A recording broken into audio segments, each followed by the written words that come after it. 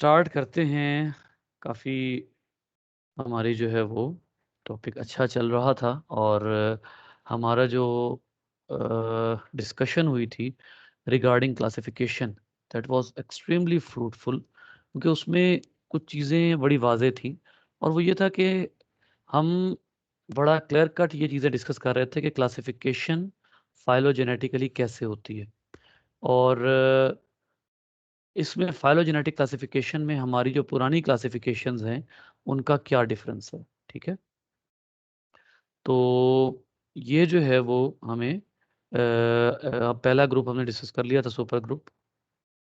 उसके बाद एक दफ़ा इस सब का ओवरव्यू हम ज़रूर लेंगे। जैसे फॉर एग्जांपल अगर यहाँ पर हम बात करते हैं तो हमारा जो मेन डिस्कशन हुई थी उसमें सुपर ग्रुप्स के हवाले से प्रोटिस्टा के 4 सुपर ग्रुप्स थे: एक्सकेवेटा, SAR, आर्किप्लास्टिड और यूनिकॉन्टा। ठीक है, उसके बाद हमने कहा था जी एक्सकेवेटा को हमने डिस्कस करना शुरू किया था। सबसे पहले फोर्निकेटा यानी डिप्लोमोनड्स, पैराबैसेलिड्स या पैराबैसेलिया और यूग्लिनोजोन्स। यूग्लिनोजोन्स जो हैं उनके आगे फर्दर ग्रुप्स है काइनेटोप्लास्टिड यानी ज़ूओफ्लैजिलेट्स और यूग्लैनिड्स यानी फाइटोफ्लैजिलेट्स। ठीक है, ये डिस्कशन हुई थी। फिर हमने SAR को डिस्कस करना शुरू किया था। SAR की डिस्कशन में लास्ट टाइम हमने ये कहा था कि 11th और 12th एडिशन में थोड़ा सा डिफरेंस आ रहा है। स्ट्रेमिनोपाइल्स जो हैं उनकी डिस्कशन में ये ऑर्गेनिजम्स आए हैं: डायटोम्स, ओओमाइसीट्स, ब्राउन एल्गी। ये 12th एडिशन में ओओमाइसीट आता है। 11th एडिशन में ये सिर्फ क्या आएगा, गोल्डन एल्गी आता है इसी जगह के ऊपर। स्ट्रेमिनोपाइल्स के बाद अगला ग्रुप जो हमने आज स्टार्ट करना है वो बेसिकली वो ये हैं एल्व्यूलेट्स। ठीक है, फिर लास्ट ग्रुप हम ये स्टार्ट करेंगे अगर आज हमें टाइम मिला, वरना हम आज ये डिस्कस करेंगे। ठीक है, तो यहाँ पर सबसे पहले तो हम अपना ये यहाँ इस वक्त रिवाइज करने का पर्पस क्या है। इस वक्त रिवाइज करने का इसको पर्पस ये है कि हम जो क्लासिफिकेशन पढ़ चुके हैं उसको एक दफ़ा कंप्लीटली रिवाइज कर लें। ठीक है, ताकि हमें ये मुश्किल ना हो। याद रखिए, 2-3 बच्चों ने मुझसे पिछले दिनों में डिस्कस किया कि सर हम भूल जाते हैं क्लासिफिकेशन, ये क्या मसला है। बेटा, क्लासिफिकेशन कभी किसी साइंटिस्ट को भी नहीं याद होती। जो पीएचडी होता है ना क्लासिफिकेशन में, क्लासिफिकेशन उसको भी याद नहीं रहती, क्योंकि ये जो पीएचडी होता है उसका भी एक खास चीज पर कमांड होती है।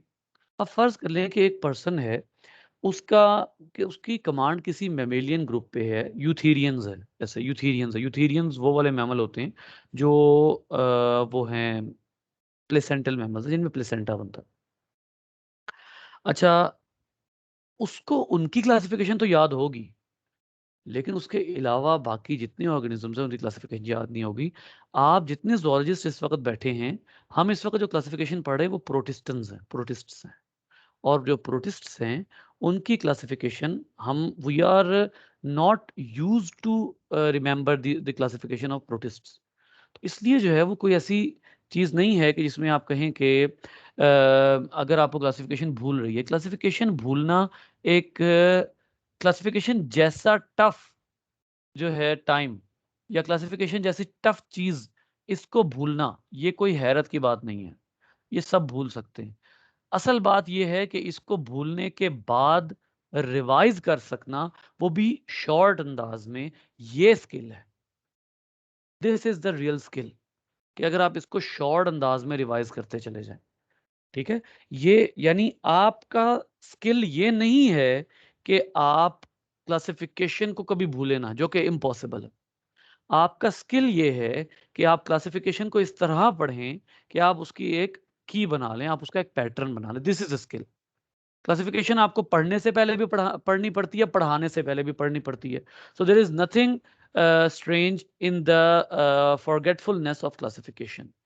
अब यहाँ पे हम जो है वो एल्व्यूलेट स्टार्ट करेंगे। एल्व्यूलेट्स को मिलर कहती है क्रोम एल्व्यूलेटा। क्रोम एल्व्यूलेटा जो है वो मिलर इसका नाम जो है वो रखती है। यहाँ पर मैंने खोली भी थी बुक, पता नहीं कहाँ गई।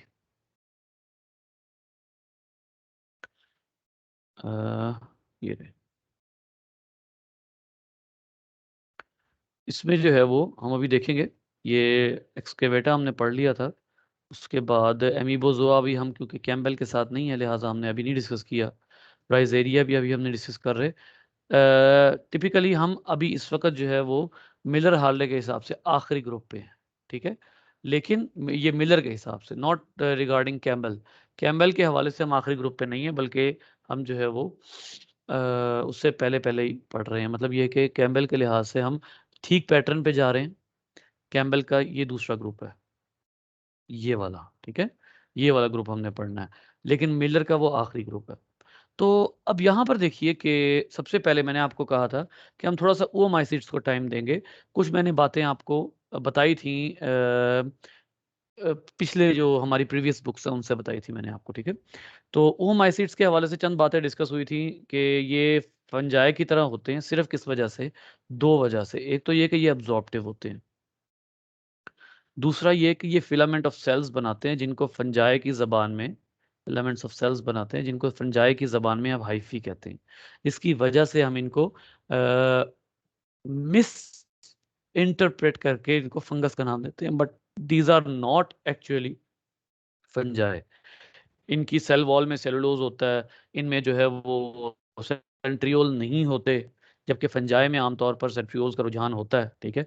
इसी तरीके से यहाँ पर बाकी जो भी हैं, walls made of cellulose, ठीक है। Data from molecular systematics have confirmed that oomycetes are not closely related to fungi. अच्छा, एक ज़माना था, मैं अब आपको एक दिलचस्प बात बताता हूँ। एक ज़माना था कि जब मैंने तकरीबन 5 साढ़े 5 साल पहले टीचिंग शुरू की, आई यूज टू थिंक कि जो ये जो ओमाइसीट्स है ना, जो अभी आप पढ़ रहे हैं, इनको क्या कहा जाता था। जब आप एफएससी की बुक से पढ़ते थे, एक चैप्टर आपका 7वां चैप्टर पढ़ते थे, उसमें 3 तरह के ग्रुप होते थे। एनिमल लाइक प्रोटिस्ट्स, ठीक है, एनिमल लाइक प्रोटिस्ट, जिनको आप क्या कहा करते थे, प्रोटोजोआ। और एनिमल लाइक प्रोटिस्ट को ही हमें टीचर्स क्या बताते थे कि ये एनिमल्स के एंसेस्टर्स हैं, जो कि गलत नहीं है। एनिमल एंसेस्टर्स, प्रोटोजोआ ही एनिमल के एंसेस्टर्स हैं। फिर एफएससी में 7वें चैप्टर में दूसरा ग्रुप जो है वो प्लांट लाइक प्रोटिस्ट्स हैं, प्लांट लाइक प्रोटिस्ट, जिनको आप कहते हैं एल्जी। और इन्हीं में ग्रीन एल्जी हैं, जिनके बारे में कहा जाता है कि वो प्लांट के एंसेस्टर हैं और गलत नहीं है, ठीक है। लेकिन जो इसी चैप्टर में एक और प्रॉब्लम आता था, वो हमें टीचर्स क्या बताते थे, बुक में नहीं लिखा हुआ, एफएससी की बुक में ये नहीं लिखा हुआ, ठीक है। लेकिन टीचर्स हमें क्या बताते हैं कि जो फंजाई लाइक प्रोटिस्ट हैं, ये एंसेस्टर्स ऑफ फंजाई हैं, but this is extremely wrong. Fungi like protist ancestors of fungi नहीं हैं। ये फंजाई की तरह दिखने वाले ऑर्गेनिजम्स ज़रूर हैं, लेकिन ये एंसेस्टर्स ऑफ फंजाई हरगिज़ नहीं हैं। इनका ताल्लुक जो है वो एक बिल्कुल डिफरेंट ब्रांच से है, ठीक है। अच्छा, उसके बाद जो है वो एक और बड़ी इंपॉर्टेंट बात, मज़े की बात यहाँ पर जो इनके बारे में लिखी गई है, वो ये है कि इ इनके अंदर जो है वो अगरचे ये एंडोसिम्बायोसिस के नतीजे में वजूद में आए हैं, ले और इनके एंसेस्टर्स में मौजूद है प्लास्टिड, यानी क्लोरोप्लास्ट मौजूद है।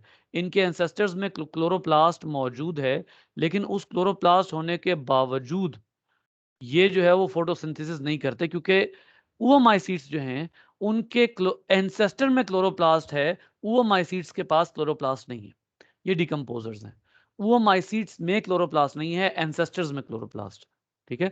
और ये बहुत ज़्यादा जो है वो ज़बरदस्त किस्म के पैरासाइट्स होते हैं, और इन्होंने बड़ी तबाही मचाई है।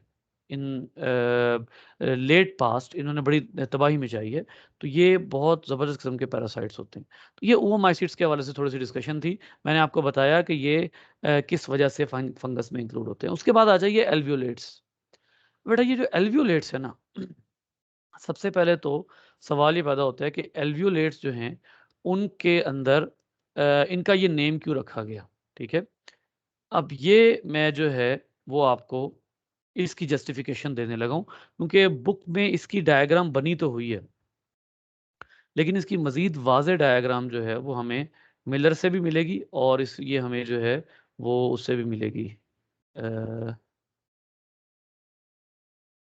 एल्वियोलेटा। एल्वियोलेटा में यहाँ पर हमें मिलर में जो है ना, ये इतनी वाज़ेह डायग्राम नहीं है। ये जो ग्रुप होता है ना बेटा, इसको एल्वियोलेट क्यों कहा जाता है? इनको एल्वियोलेट इसलिए कहा जाता है कि इनकी प्लाज्मा मेम्ब्रेन के नीचे एक कैविटी होती है।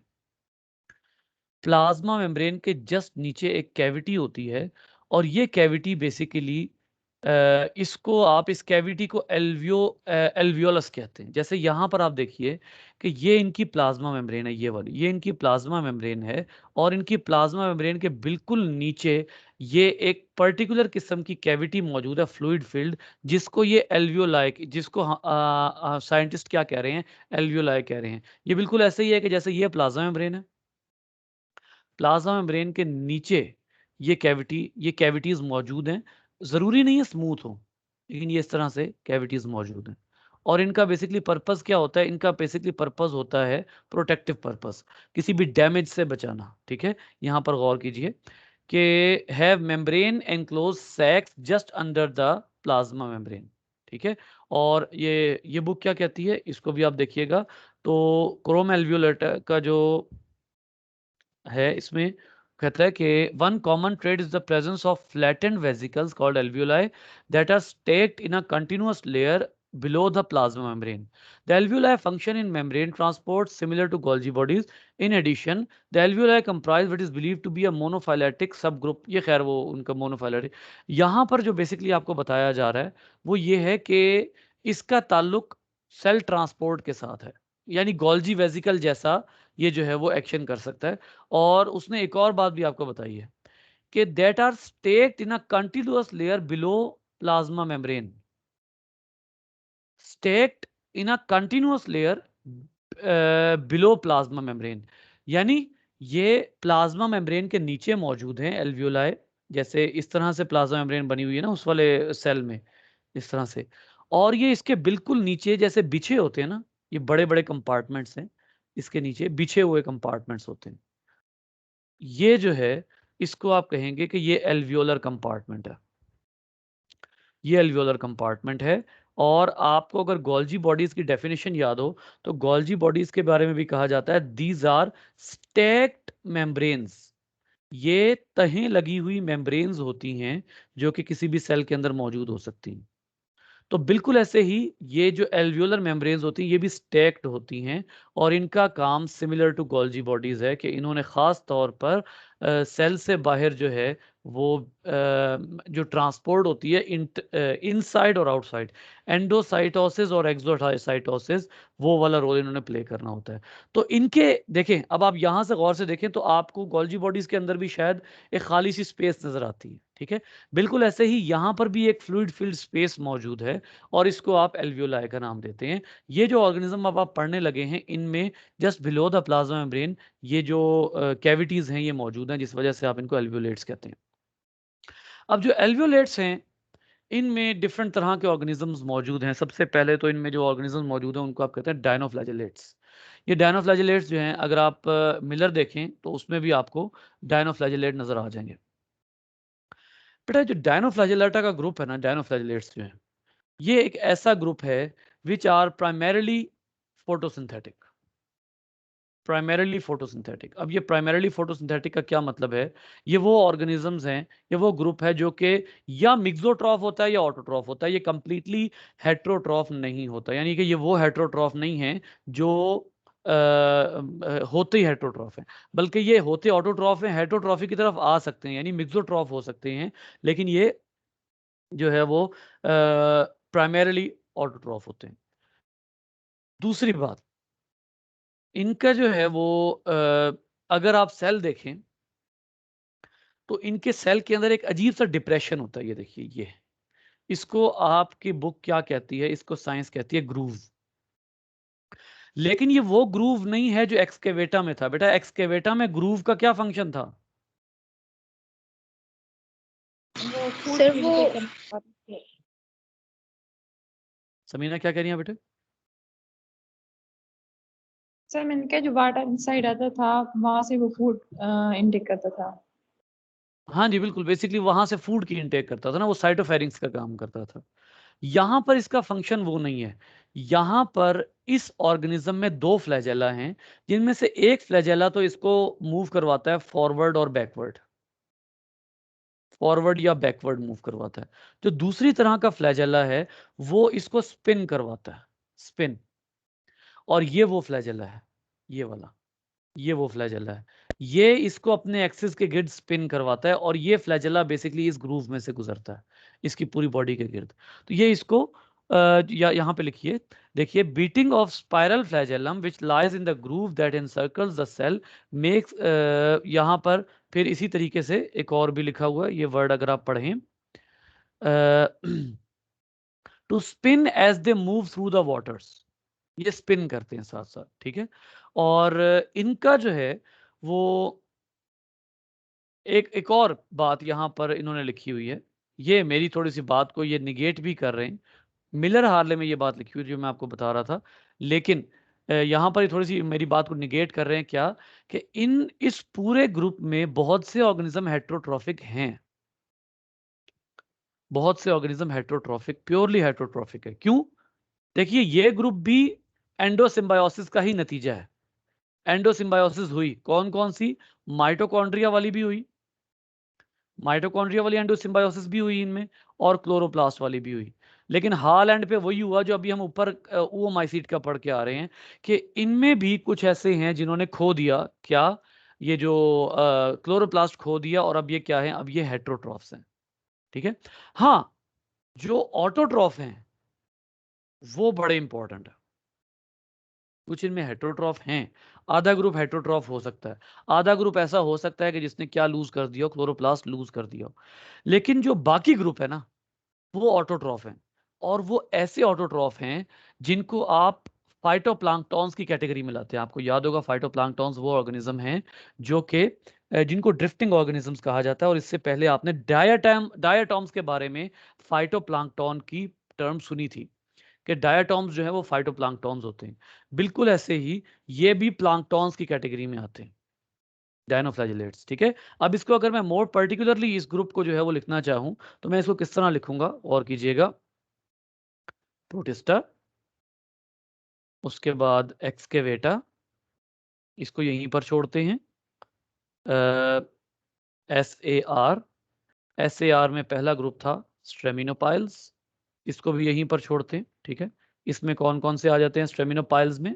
स्ट्रेमिनोपाइल्स में आपके पास आ जाते हैं डायाटॉम्स, ब्राउन एल्जी, और oomycetes according to 12th edition, और golden algae according to 11th edition. दूसरा ग्रुप एस तो कवर हो गया, अब हम दूसरा ग्रुप पढ़ रहे हैं एल्व्यूलेट्स, एल्व्यूलेट्स जिनको क्रोम एल्व्यूलेटा भी कहा जाता है। अब एल्व्यूलेट्स में पहला ग्रुप जो है वो डायनोफ्लैजिलेट्स है, ठीक है। अच्छा, अब यहां पर आप देखिए, स्ट्रेमिनोपाइल्स में पहला ग्रुप था डायाटॉम्स का। डायाटॉम्स और डायनोफ्लैजिलेट्स में एक चीज आपको कॉमन नजर आती है, क्या, कि ये भी प्लैंक्टॉन्स हैं, ये भी प्लैंक्टॉन्स हैं, दोनों प्लैंक्टॉन्स हैं, और दोनों के दोनों जो हैं वो बहुत मेन रोल प्ले कर रहे हैं फोटोसिंथेसिस में। तो उसके अलावा इनको जो है वो, अगर आप कैम्बल में मजीद इनके बारे में देखते हैं, तो एक और चीज जो ये बड़ा प्रॉब्लम क्रिएट करते हैं वो है ब्लूम्स। ब्लूम्स के बारे में मैंने आपको कई दफा बताया हुआ है कि ब्लूम्स वो वाला फैक्टर है कि जिसमें ये बहुत ज्यादा ग्रो होते हैं, और पानी का रंग और जायका दोनों चेंज कर लेते हैं। लेकिन इनमें एक और यूनिकनेस क्या होती है, ये जो डायनोफ्लैजिलेट जो ब्लूम कॉज करते हैं, उनमें एक यूनिकनेस क्या होती है कि ये टॉक्सिक भी होते हैं। डायनोफ्लैजिलेट्स जो हैं ये टॉक्सिक भी होते हैं, यानी ये वाटर बॉडी को टॉक्सिक कर सकते हैं, ये वाटर बॉडी को टॉक्सिक भी कर सकते हैं, ये वाटर बॉडी के अंदर ऑर्गेनिज्म को की डेथ भी कॉज कर सकते हैं। यानी अगर उन ऑर्गेनिज्म ने ऐसे डायनोफ्लैजिलेट को इंगल्फ कर लिया जो टॉक्सिक हैं, तो ये अच्छा खासा जो है वो ठीक ठाक किस्म का प्रॉब्लम क्रिएट करते हैं उस वाटर बॉडी में। फिर एक और हवाले से आइए यहाँ पर, कि इनका जो ब्राउनिश रेड और पिंक कलर होता है इनका, ठीक है, वो इनके कैरोटिनॉइड्स की वजह से होता है। यानी आपको बहुत सी जगह ऐसे मिलेंगी, इस वाले अब डायग्राम में देखिए, जो आपके सामने समंदर की डायग्राम है, साहिल पे अगर आप देखते हैं तो आपको पता लगता है कि यहाँ पर साहिल के नीचे कोई ईंटें नहीं पड़ी हुई, साहिल के नीचे कोई ऐसी चीज नहीं पड़ी हुई जो कि आपको जो है वो यूं लगे जैसे यहाँ पर कोई आलूदगी है। दिस इज एक्चुअली ब्लूम, ये ब्लूम है। और ये बात मैं आपको बताऊं एक और, ब्लूम जो है वो एक्चुअली इंडिकेटर ऑफ पोल्यूशन है, कि यहां पर कोई एक लिमिटिंग रिएक्टेंट जो है वो ज्यादा हो गया। हमने लिमिटिंग रिएक्टेंट पढ़ा था नाइट्रोजन, अगर नाइट्रोजन ज्यादा हो जाता है तो ऑर्गेनिज्म बहुत तेजी से ग्रो करते हैं, ठीक है। तो ये जो लिमिटिंग रिएक्टेंट है, अगर ये ज्यादा हो जाता है, इसका मतलब है इस जगह पर पोल्यूशन हुई है। खैर, तो ये पानी का रंग और जायका दोनों चेंज कर देते हैं, इस लिहाज से अगर आप यहाँ पर देखें तो यहाँ पर जो है वो एक और बात भी लिखा हुआ है कि इनके ज़रिए प्रोड्यूस होने वाले टॉक्सिन्स ने इनवर्टिब्रेट्स और फिश को बहुत बड़े लेवल पे जो है वो ख़त्म किया है, ये किल कर देते हैं और ह्यूमन के अंदर भी टॉक्सिन्स जो हैं वो क्रिएट हुए हैं, ठीक है? तो ये जी सॉरी, माइक किसने ऑन किया था? फिर इसी तरीके से आप देखिएगा कि अच्छा यहाँ पर जो है वो आपको डायनोफ्लैजिलेट्स तो आपके कवर हो जाते हैं। ये वो ऑर्गेनिजम्स हैं जो कि इस तरह से डिफरेंट तरह की पोल्यूशन भी कॉज करते हैं, ठीक है? अच्छा, इनको डायनोफ्लैजिलेट क्यों कहा जाता है? ये बड़ा मजे का, यहाँ से आपको मिलर से इसकी रीजन मिलेगी। डायनोफ्लैजिलेट इनको बेटा इसलिए कहा जाता है बिकॉज ग्रीक वर्ड है डाइनिन और इसका मतलब है to world, to spin, to spin, to world या टू स्पिन, ठीक है? यानी ये डायनोफ्लैजिलेट्स ऐसे फ्लैजिलेटेड ऑर्गेनिज्म, क्योंकि जूओफ्लैजिलेट्स भी तो थे, फाइटोफ्लैजिलेट्स भी तो थे, तो डायनोफ्लैजिलेट्स और इनमें क्या फर्क है? जो जूओफ्लैजिलेट और फाइटोफ्लैजिलेट थे उनके अंदर वर्लिंग नहीं थी, स्पिनिंग नहीं थी, इनके अंदर स्पिनिंग मौजूद है डायनोफ्लैजिलेट्स के अंदर, ठीक है? तो ये जो है वो इनका चंद एक है। जी बेटा, कोई सवाल है तो बताइए। सर ये ब्लूम ग्रीन के अलावा और कलर के भी होते हैं? ब्लूम, जी बिल्कुल, ग्रीन के अलावा और बहुत से कलर के होते हैं और ख़ास तौर पर ये जो ब्लूम हैं ये ज़्यादातर जो फोकस में रखे जाते हैं वो अदर देन ग्रीन ही होते हैं। लेकिन प्रॉब्लम ये है कि आप ये बिल्कुल नहीं कह सकते कि ग्रीन नहीं होंगे। हमारे यहाँ पे अक्सर औकात, बल्कि मैं आपको एक और बात बताता हूँ, आप घरों पे फ़िल्टर लगे होंगे।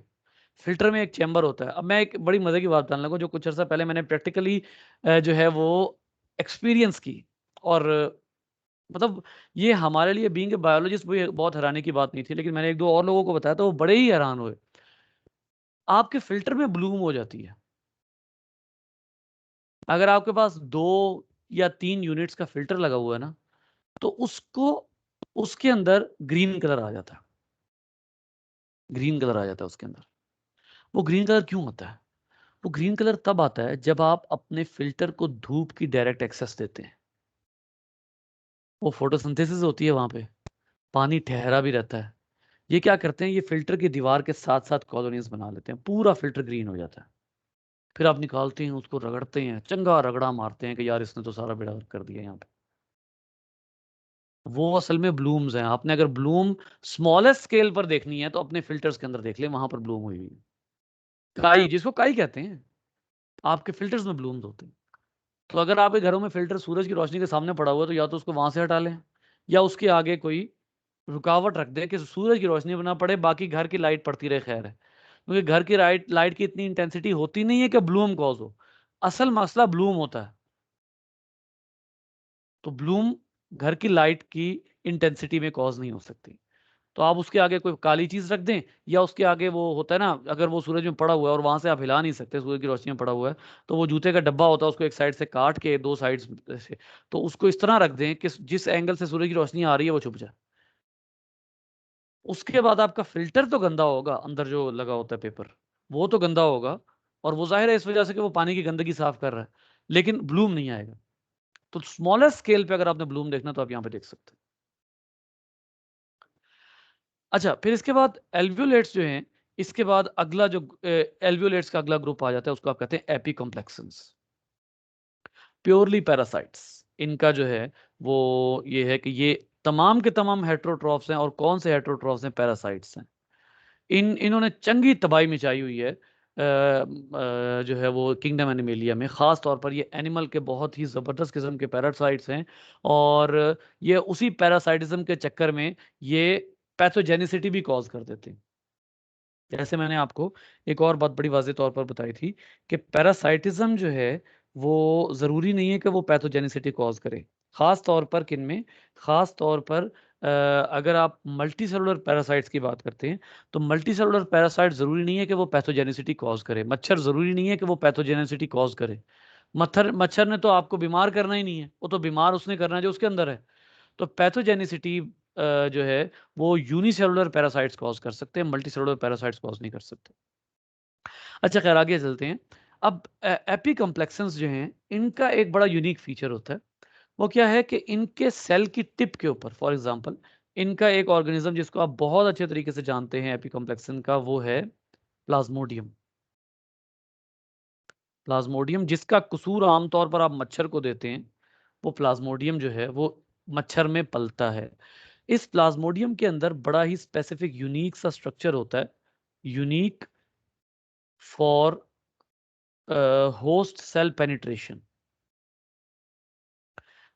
इसको आप कहते हैं, ये बड़ा कॉम्प्लेक्स सा होता है, कॉम्प्लेक्स स्ट्रक्चर। तो आप इसको कॉम्प्लेक्स एंड यूनिक,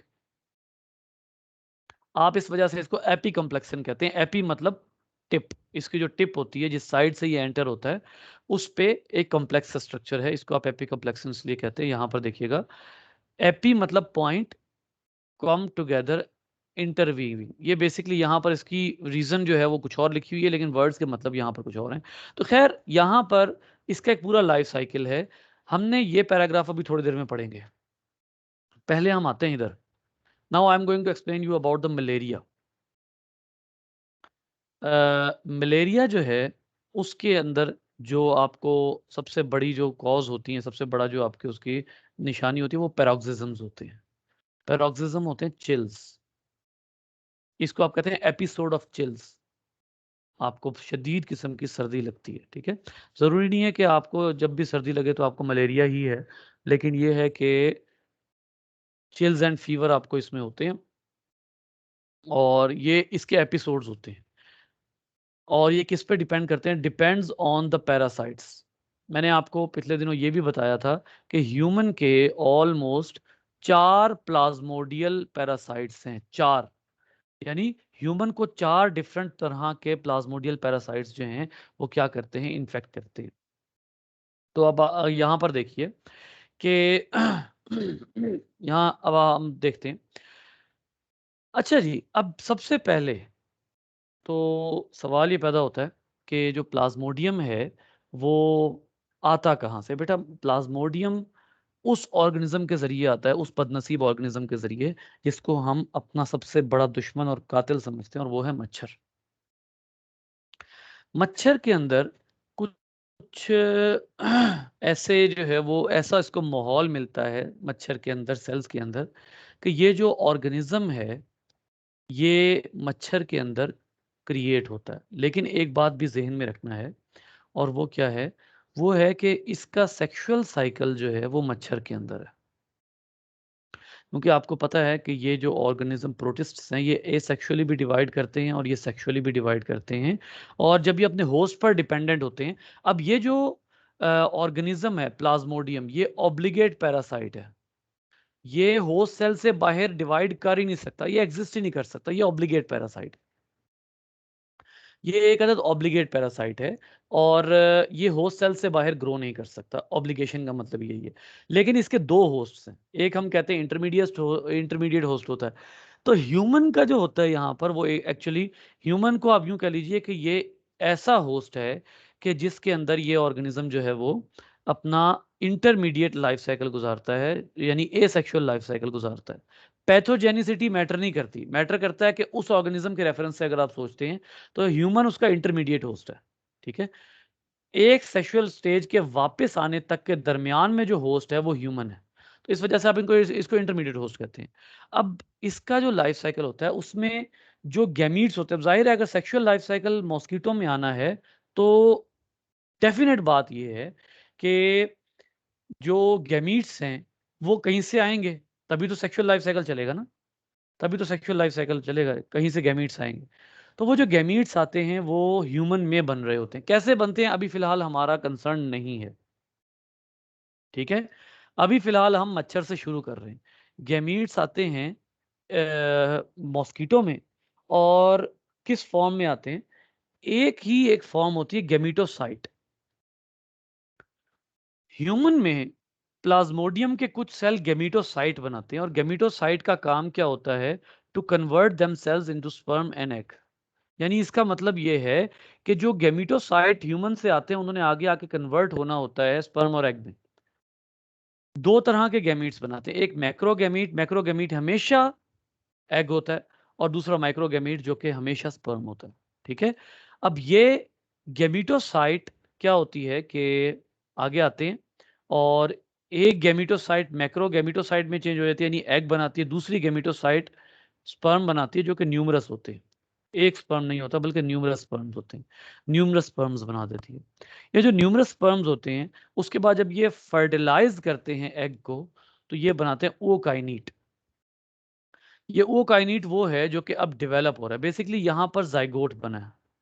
जाइगोट के अंदर अब क्या स्टार्ट हो गई है, डेवलपमेंट स्टार्ट हो गई है, और ये एक इंटरमीडिएट स्टेज है वो काइनीट, जो कि अब ये मजीद डेवलप हो रही है। ठीक है, इसके अंदर जनाब बहुत ही ज्यादा जो है वो डिप्लॉयड ऑर्गेनिज्म क्रिएट होते हैं यहाँ पर। ठीक है, बेसिकली यहाँ पर जो फिनोमिना है, इसको अगर आप गौर करें तो यहाँ पर ये सेंटेंस लिखा हुआ है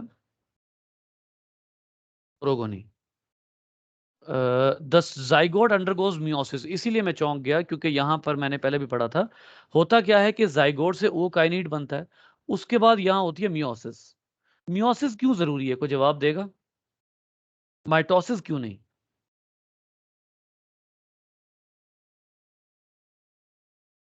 सर क्योंकि क्योंकि स्पोर्स सर बनते हैं तो वो हमेशा आई थिंक मतलब मियोसिस होती है, मतलब स्पोर्ट्स में हमेशा बनने के लिए।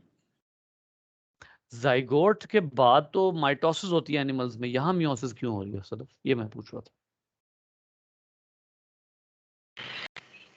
कि ये जो प्रोटिस्ट हैं ये हेप्लॉइड होते हैं ना, तो अगर माइटोसिस होगी तो वो रिडक्शन नहीं होगी, तो मियोसिस होगी। तो जब गैमीट्स डिप्लॉइड बन जाएंगे तो मियोसिस होने के बाद वो दोबारा हेप्लॉइड हो जाएंगे।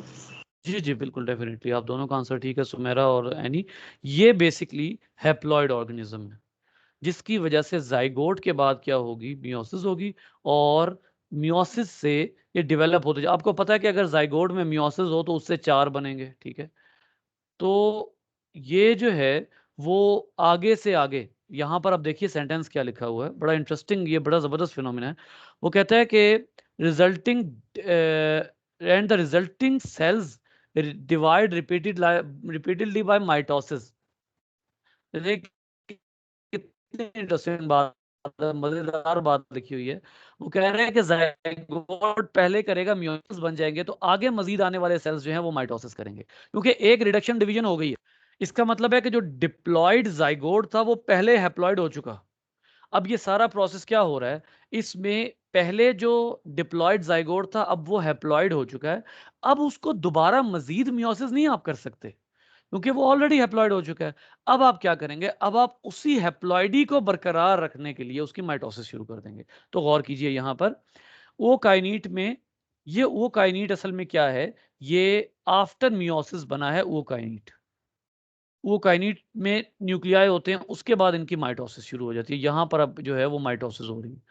माइटोसिस हो के उसके बाद ये मेच्योर होते हैं, और मेच्योर होने के बाद हम इनको कहते हैं स्पोरोजोइट्स। ये वो फॉर्म है जो ह्यूमन में जाके अपनी शेप चेंज करेगी, मीरोजॉइट कहलाएगी, और फिर इन्फेक्शन कॉज करेगी। लेकिन यहीं पर जो है वो स्पोरोजॉइट, यानी आफ्टर स्पोरोजॉइट, या आप यूं कह लीजिए after formation of sporozoite, after formation of sporozoite the sexual cycle ends. यहां पर, या यूं कह लीजिए कि the cycle in mosquito ends. Mosquito में उसका लाइफ साइकिल खत्म हो जाता है। उसके बाद अब अगर मॉस्किटो ह्यूमन से ब्लड लेगा तो ये स्पोरोजॉइट ह्यूमन में जाएगा। ठीक है, लेकिन यहां पर अभी एक बात रहती है, और वो क्या है, वो ये है कि स्पोरोजॉइट सबसे पहले कहां जाता है, स्पोरोजॉइट ट्रेवल्स टू, क्या कहते हैं उसको, salivary glands of mosquito.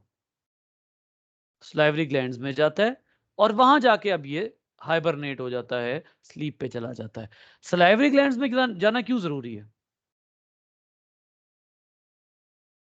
Sir जब ह्यूमन को इन्फेक्ट करेगा तो सलाइवा के थ्रू ही एंटर करेगा ना। क्यों, सलाइवा की जरूरत वहां कहां पे है?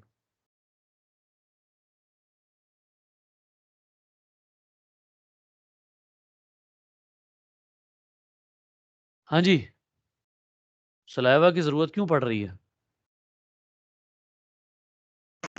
सर जब वो बाइट करेगा ह्यूमन को तो फिर वो सलाइवा के थ्रू ही एंटर होगा ना ब्लड पैरासाइट। तो मेरा आपका कैमरा बेटा गलती से ऑन हो गया, इसको ऑफ करें।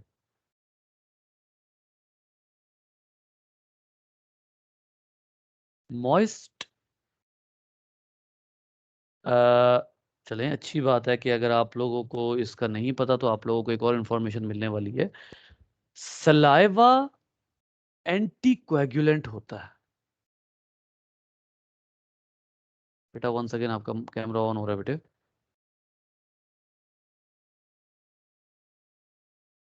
अच्छा खैर, इसका आप केयर करें, ध्यान करें।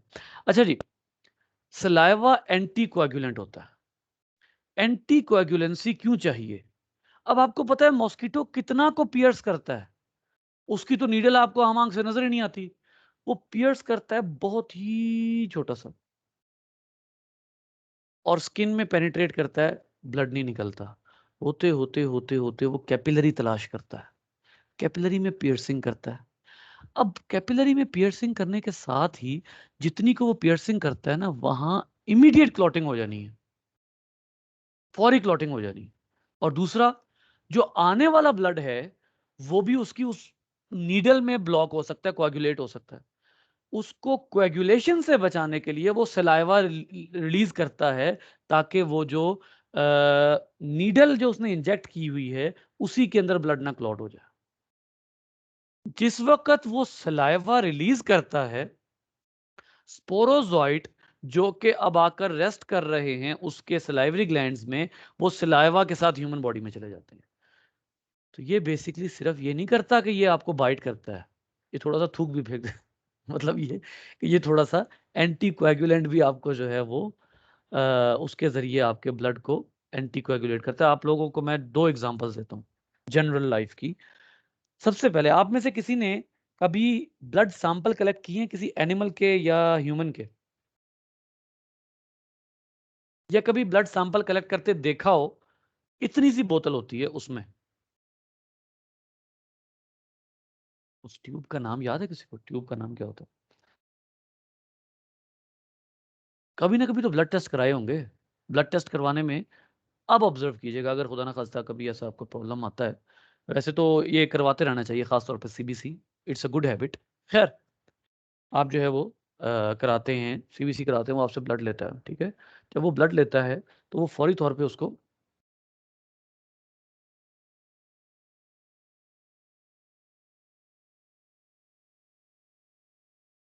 हम्म जब वो बॉटल में ब्लड लेता है तो वो आपकी ब्लड से, आपकी बॉडी से ब्लड निकालता है। ब्लड निकालने के बाद उसको वो फौरी तौर पे एक बॉटल में इंजेक्ट कर देता है। उस बॉटल में नीचे थोड़ा सा सोल्यूशन होता है, वो एंटीकोएगुलेंट होता है। कभी भी ब्लड को डायरेक्ट आप उस बॉटल में रखेंगे तो कभी सवाल नहीं पैदा होता कि वो ब्लड कुछ देर के बाद आपके यूज के काबिल रहे, और उसको आपने बिफोर 24 आवर्स यूज करना होता है, वरना ब्लड की फिजियोलॉजी चेंज हो जाती है। खैर, वो एक अलग कहानी है। अच्छा, अब दूसरी एग्जांपल देता हूं। इसी तरह का एंटीकोएगुलेंट मौजूद होता है अगर आप में से किसी ने ब्लड दिया हो या ब्लड देते देखा हो। तो ब्लड की जो बॉटल होती है वो 500 ml की होती है, और उसके अंदर एक सोल्यूशन ऑलरेडी मौजूद होता है, वो भी एंटीकोएगुलेंट होता है। और वो कौन सा होता है? EDTA, ethylene diamine tetra acetic acid, वो ईडीटीए होता है। और वो जो, और मेरा ख्याल है कि वो जो बॉटल्स में होता है, छोटी छोटी बॉटल्स में जिनमें हमारा ब्लड सैंपल जाता है, वो भी ईडीटीए होता है। ये जो मॉस्किटो है ये यही काम अपने सलाइवा के जरिए करता है, ठीक है। तो अब आइए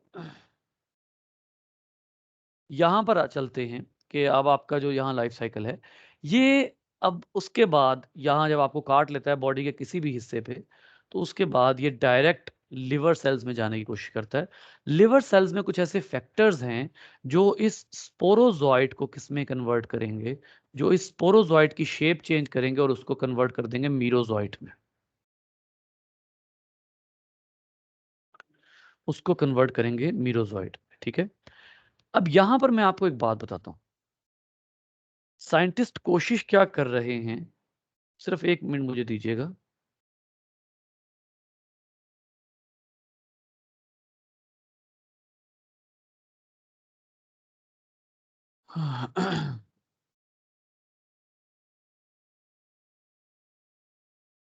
अच्छा, साइंटिस्ट मलेरिया की वैक्सीन बनाने की कोशिश कर रहे हैं, और मलेरिया की वैक्सीन का सबसे बड़ा प्रॉब्लम क्या है बेटा? मलेरिया भी वही काम करता है जो हमने किसका पढ़ा था, ट्राइपैनोसोमा का पढ़ा था। क्या पढ़ा था, कुछ याद है किसी को? वो कितना चालाक होता है और क्या करता है? तो जो उसके सेल के सरफेस पे प्रोटीन्स होते हैं वो हर अगली जनरेशन में चेंज होते हैं। यही काम प्लाज्मोडियम करता है, स्विच एंड बेट। अब अगर स्पोरोजोइट बॉडी में एंटर हुआ तो आपकी वैक्सीन बनाई जाएगी किसके खिलाफ? स्पोरोजोइट के खिलाफ। अगर तो आपकी बॉडी में स्पोरोजोइट एंटर होने से कुछ अर्सा पहले मलेरिया की वैक्सीन लग गई तो इम्कान इस बात का है कि स्पोरोजोइट, आपका इम्यून सिस्टम उसको पकड़ लेगा। स्पोरोजोइट को पकड़ना आसान है, बट अगर वो स्पोरोजोइट बन गया मीरोजोइट, अब वैक्सीन का फायदा नहीं है। आप जितनी मर्जी वैक्सीन लगा लें स्पोरोजोइट के अगेंस्ट, वो मीरोजोइट बन चुका है और मीरोजोइट ने स्विच एंड बेट वाला मामला करना है। लिहाजा अब आप वैक्सीन लगाएं, कुछ करें, आपकी उस वैक्सीन का फायदा नहीं है। लिहाजा साइंटिस्ट की मैक्सिमम कोशिश होती है कि जो स्पोरोजोइट स्टेज है, यानी जिस स्टेज में मॉस्कीटो से ह्यूमन में एंटर होता है प्लाज्मोडियम, उस स्टेज के अगेंस्ट वैक्सीन बन जाए ताकि जो मलेरियल वैक्सीन है उसका काम हो सके। अभी कल परसों मैं एक रिसर्च पढ़ रहा था, 2-3 वैक्सीन आ रही हैं, आरएनए वैक्सीन, कोरोना की वैक्सीन के साथ साथ कुछ और वैक्सीन मजीद आ रही हैं। जैसे एंटी कैंसर वैक्सीन बन रही है, आरएनए वैक्सीन, एक बहुत हेल्दी जो है वो साइन है एंटी कैंसर वैक्सीन अगर बन जाती हैं तो। दूसरी जो वैक्सीन हैं जो बन रही हैं इस वक्त, वो मेरे ख्याल है मलेरिया की भी आरएनए वैक्सीन बनाने की कोशिश की जा रही है। ठीक है, अब ये बहुत बड़ा कारनामा होगा क्योंकि प्रोकैरियोट्स और वायरस की आरएनए वैक्सीन बनाना निस्बतन आसान है। जो मलेरिया है उसका तो ऑर्गेनिज्म है ही यूकैरियोट, तो उसकी तो आरएनए वैक्सीन बनाना वो कोई इतना आसान काम तो नहीं है। लेकिन ये है कि इसकी कोशिशें इस वक्त चल रही हैं और गालबन इसके एक्सपेरिमेंट कामयाब भी हो रहे हैं। खैर, अब आपकी बॉडी में जब ये एंटर हो जाता है तो उसके बाद ये डायरेक्ट लिवर सेल्स में जाता है और लिवर सेल्स में जाने के बाद दो काम होते हैं। लिवर सेल में ये एक प्रोसेस करता है जिसको हम स्काइजोगोनी कहते हैं। उसका मैं आपको प्रॉपर्ली बताता हूँ कि एक प्रोसेस होता है बाइनरी फिशन। बल्कि आप लोगों को याद ही होगा, मैंने आप लोगों को बताया था बाइनरी फिशन के साथ एक होता है मल्टीपल फिशन। मल्टीपल फिशन क्या होता है कि बाइनरी फिशन में एक सेल दो में डिवाइड करता है। मल्टीपल फिशन में एक ही सेल के अंदर काफ़ी ज़्यादा डिवीजन्स हो जाती हैं। ठीक है, काफ़ी ज़्यादा न्यूक्लियाई बन जाते हैं। काफ़ी ज़्यादा न्यूक्लियाई बन जाने के बाद उसका जो है वो साइटोप्लाज्म डिवाइड होता है और एकदम वो सेल बर्स्ट होता है और काफ़ी ज़्यादा ऑफस्प्रिंग प्रोड्यूस होते हैं। इसको मल्टीपल फिशन या स्काइजोगोनी कहते हैं। अब जो मल्टीपल फिशन या स्काइजोगोनी है, इसकी वजह से आप आगे बनने वाले ऑर्गेनिज्म को क्या कहते हैं? स्काइजोंट कहते हैं। ये देखिए यहाँ पर ये देखिए स्काइजोंट। ठीक है, ये स्काइजोंट या मीरोजोइट सेम चीज होती है। ठीक है, स्काइजोंट जब ये एक दफा ये लिवर सेल को रप्चर करके निकलेगा ना, तो आप उसको ये रप्चर्ड, अब ये देखिए ये स्काइजोंट है और अब ये रप्चर हो गया। ठीक है, तो यहां पर जो है ये जब लिवर सेल से निकलेगा तो ये स्काइजोंट कहलाएगा या मीरोजोइट कहलाएगा, एक ही बात है। उसके बाद अब ये सेल बॉडी में फैल जाएगा। बॉडी में फैलने के बाद ये सबसे पहले जो है जाकर लिवर सेल, सॉरी, उसके बाद ये ब्लड में फैलता है। असल अब इसका ये है कि इसके रिसेप्टर्स जो हैं, इसकी जो एंट्री है वो सबसे आसान वो ब्लड सेल्स में, रिसेप्टर्स की वजह से ये जाता है, ये ब्लड सेल्स में एंटर होता है और वहां पर मजीद अपनी जो है वो डिवीजन करता है। अब ये ट्रोफोजॉइट क्या है? ट्रोफोजॉइट असल में इसकी वो स्टेज है जिसमें ये क्योंकि एक सेल एक रेड ब्लड सेल में एंटर होता है और वहां जाकर दोबारा से एसेक्सुअल रिप्रोडक्शन शुरू करता है। ठीक है, स्काइजोगोनी शुरू करता है। ये ट्रोफोजॉइट बनता है। ट्रोफोजॉइट के दो चांसेस होते हैं। एक तो ये कि ये दोबारा से वो बने मीरोजॉइट बने दोबारा से, ठीक है, और मजीद रेड ब्लड सेल को रप्चर करे। दूसरा क्या होता है, मीरोजॉइट ट्रोफोजॉइट स्टेज में आता है और उससे दोनों चांस होते हैं कि ट्रोफोजॉइट दोबारा मीरोजॉइट बन जाए, ये देखिए ये मीरोजॉइट ही बनेगा, और या यही ट्रोफोजॉइट क्या बन जाए, गेमिटोसाइट बन जाए। ये गेमिटोसाइट जो है ये क्या होती है, ये दो तरह के मजीद गेमिटोसाइट में डिवाइड होती है, एक फीमेल गेमिटोसाइट और एक मेल गेमिटोसाइट। ये फीमेल और मेल गेमिटोसाइट कहाँ जाते हैं, ये मच्छर में जाते हैं और उसके बाद अगला लाइफ साइकिल इनमें होता है। तो जो ट्रोफोजॉइट है वो, उसके हवाले से भी आपको एक बात अब मैं बताऊं कि जो ट्रोफोजॉइट है वो भी ऐसी पोजीशन है कि जिसके बारे में साइंटिस्ट सोच रहे हैं कि अगर हम ट्रोफोजॉइट के अगेंस्ट वैक्सीन बना लें तो शायद उससे भी हमें कोई फायदा हो जाए, ठीक है। तो यहाँ पहले जो है ना वो उसको हम sporogony sporozoite infect the cell,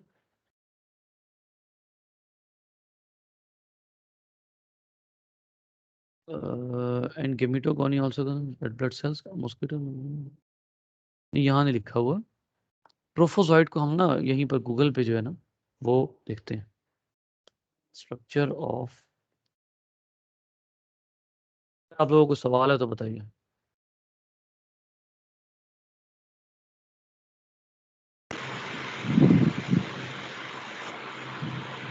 जी बेटा,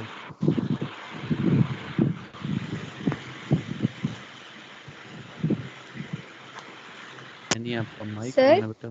जी ये जो डायनोफ्लैजिलेट्स और ये दूसरे वाले हैं एपिकम्प्लेक्सेंस, ये दोनों तो सिस्टर टेक्स है ना, तो एक जो है वो कम्प्लीटली फोटोसिंथेटिक है और दूसरा जो है वो पैरासाइटिक है, तो सिर्फ इन मतलब इनको ग्रुप में रखने की मेन रीज़न जो है वो एल्वुलाई है कि वो जो एल्वुलेट्स में एक एल्वुलाई का करेक्टर है। नहीं, एक तो ये कि अपनी स्टेटमेंट एक तो ठीक करें, आपकी बाकी बात का जवाब मैं देता हूँ। आपकी स्टेटमेंट एक थोड़ी सी गलत हो रही है। डायनोफ्लैजिलेट कंप्लीटली ऑटोट्रॉफिक नहीं है, वो बाद में मैंने उस बात को ठीक भी किया था कि इनका हाफ ग्रुप हेटेरोट्रॉफ है क्योंकि ये क्लोरोप्लास्ट लूज कर चुके हैं, ठीक है। दूसरा ये है कि इनको ये वाज़ेह तौर पर यहाँ पर आपकी बुक में लिखा हुआ है, अगर मिलर में नहीं, अगर कैम्बल में नहीं तो मिलर में लिखा हुआ है कि dinoflagellates and in alveoli comprise what is the alveoli function some, हाँ जी, comprise what is believed to be a monophyletic subgroup of protozoa। यहाँ पर एक जगह पर यह भी लिखा हुआ था कि गालिबन ये सिस्टर टेक्सा नहीं है, एक मिनट रुकिएगा, नहीं वो आगे राइजेरियंस में लिखा हुआ है। हाँ जी, इनको बेसिकली ना क्लासिफाई करने की रीजंस वो सिर्फ एल्वियोलेट्स तो हो ही नहीं सकते, क्योंकि मैंने आपको कहा था कि फाइलॉजिनी में आप कभी भी मॉर्फोलॉजिकल या एनाटॉमिकल कैरेक्टर्स के बेस पे आप क्लासिफाई नहीं कर सकते। अगर आप सिर्फ मॉर्फोलॉजिकल या एनाटॉमिकल बेस पे डिफाइन क्लासिफाई करेंगे तो आप तो वही टेक्सोनोमिक क्लासिफिकेशन शुरू कर देंगे।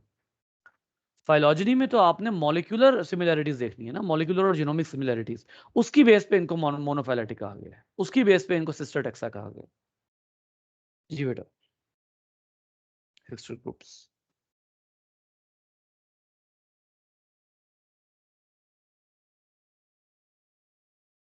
अच्छा, अब यहाँ पर जो है वो मैं कोशिश करूँगा, अभी तो यहाँ पर जो है वो नहीं है,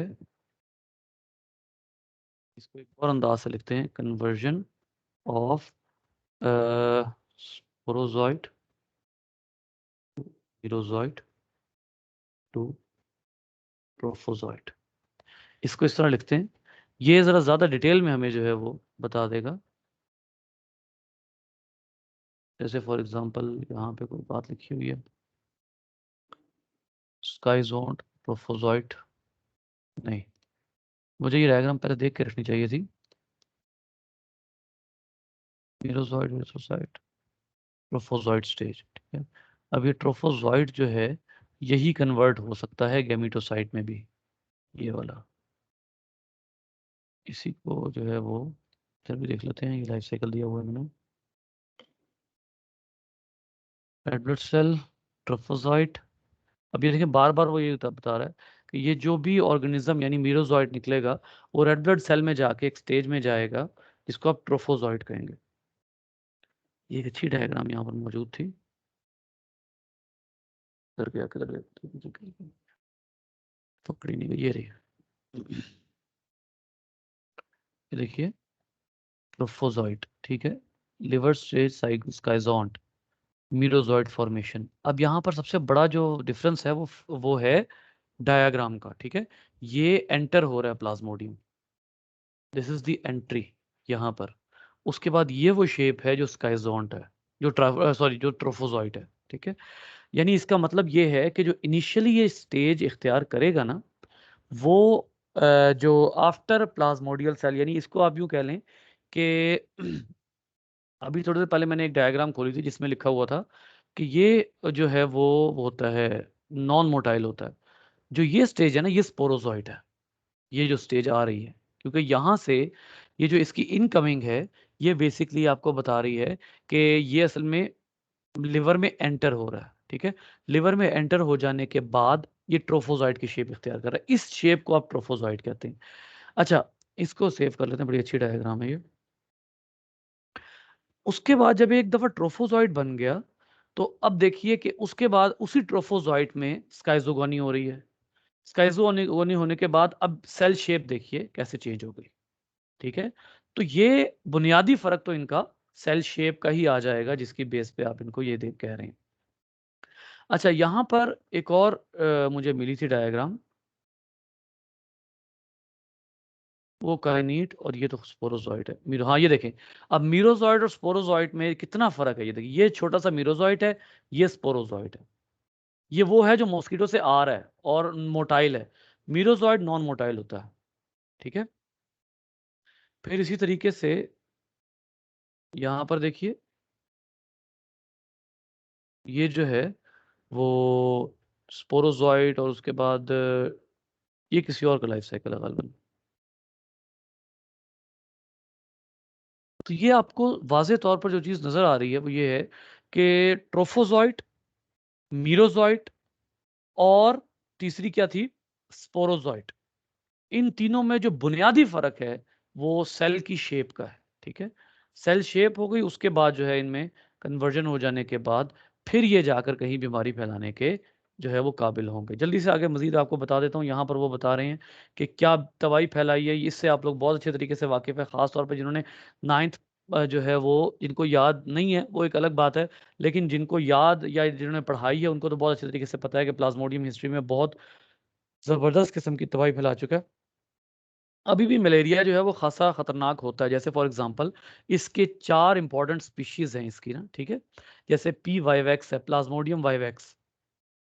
इसके पैरोक्सिज्म्स के एपिसोड आते हैं हर 48 घंटे बाद। हर 48 घंटे बाद हमें इंतहाई चिल फील होती है। फिर उसके बाद ये जो स्पीशीज होती है प्लाज्मोडियम वाइवेक्स, ये टेम्परेट रीजन्स की होती है, ये टेम्परेट रीजन्स की है। अच्छा, फिर है प्लाज्मोडियम फेल्सीपेरम, ये है सबसे खतरनाक, सबसे खौफनाक। और इसके पैरोक्सिज्म्स जो होते हैं यानी चिल और फीवर, ये इरेगुलर होते हैं, किसी भी वक्त आ सकते हैं। अच्छा, उसके बाद आ जाइए जी, चौथी स्पीशीज है प्लाज्मोडियम मलेरिया। ये 72 आवर्स के पैरोक्सिज्म्स कॉज करती है। और प्लाज्मोडियम ओवेल है जो रेयरेस्ट है, और ये ट्रॉपिकल रीजन्स में होती है, this is not present in temperate regions. अच्छा, अब सवाल ये पैदा होता है कि अभी तक तो हमने पढ़े एपी कॉम्प्लेक्सेंस जो कि सिर्फ ह्यूमन से रिलेटेड थे, लेकिन ये जो अगला पैराग्राफ आ रहा है ये एनिमल रिलेटेड है। यानी ये वो वाले एपी कॉम्प्लेक्सेंस हैं जो और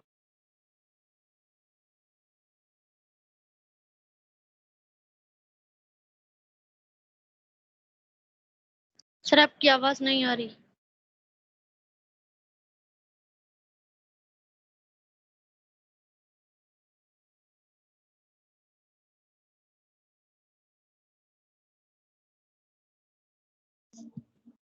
सर आपकी आवाज नहीं आ रही।